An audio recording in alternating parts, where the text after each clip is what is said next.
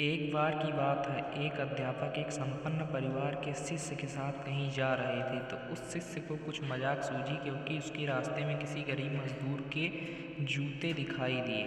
उसने अध्यापक से कहा, गुरुजी, अगर हम इन जूतों को छुपा दें तो कितना मज़ा आएगा। उसको तो मजाक सूझ रहा था, लेकिन गुरुजी ने कहा कि नहीं, गरीब इंसान के साथ इस तरह का भद्दा मजाक करना ठीक नहीं। उसने कहा, क्यों ना हम इन जूतों में कुछ सिक्के डाल दें और देखें कि इसका इस गरीब पर मजदूर पर क्या प्रभाव पड़ता है। उन्होंने ऐसा ही किया।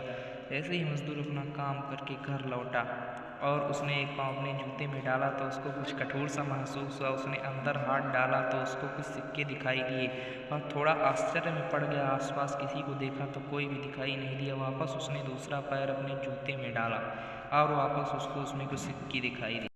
अब दोनों जूतों के सिक्के को उसने अपने हाथों में रखा और प्रभु की तरफ इशारा किया, हे प्रभु, पता नहीं किस भले मानुष ने यह सिक्के मेरे जूतों में छुपाए हैं, लेकिन इसने भी छुपाए हैं। उसको मेरी दुआ है ताकि इन पैसों से मैं अपने बच्चों और पत्नी के लिए कुछ खाना और दवाइयाँ ला सकूँगा। और इतना बोल कर वह चला गया। इस बात को शिष्य और अध्यापक दोनों सुन रहे थे।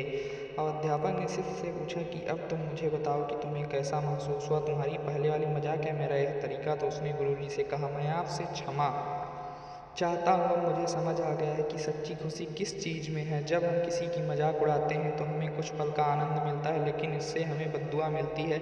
लेकिन अगर हम किसी की मुश्किल परिस्थिति में मदद करते हैं, जिसकी भी हम मदद करते हैं उसको भी पता नहीं कि हम उसकी मदद की है, लेकिन अंदर ही अंदर हमें पता है कि हमने उस इंसान की मदद की। यही सच्ची खुशी है। जब हम दूसरों को खुशी देते हैं तो हमें सच्ची खुशी मिलती है।